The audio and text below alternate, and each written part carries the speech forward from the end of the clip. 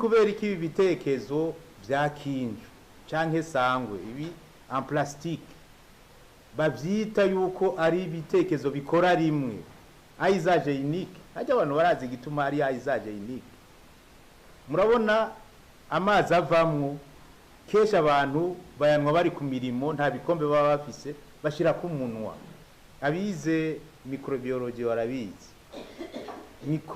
microorganisme zirimo ni nyinshi cyane ku buryo rero ivyo bagiye gushiramwo kiretse yuko izuba cyangwa ibindi bivyonona niho hava izi ngwara za kanseri mu nyuma twe turabizi rero tukaba dushaka yuko iki gikogwa nukuri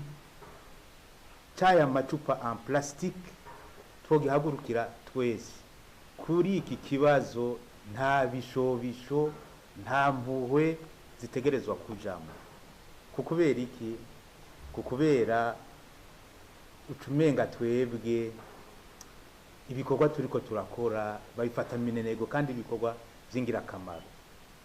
twebwe aha muri BBN kugenda mu isoko zikwiragiye mu gihugu cyose cyangwa ku mabarabara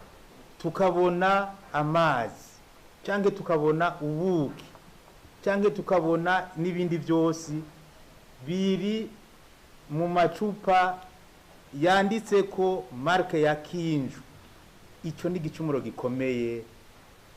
kubijanye no kugenzura ubuziranenge kogereranya na kijya gicumuro cy'inyanduru turamaze kuvugana n'abatari bake dushaka yuko badukorera amacupa kandi baravyemeye ata marke nimwe iriko ayo macupa aba bantu bari ku masoko batekera ubuki batekera iki aba ariyo bashiramo turifuza yuko mu mpera z'uku kwezi mu gihugu cyose ata cupa ritekemo amavuta ritekemo iki riri ku yindi marke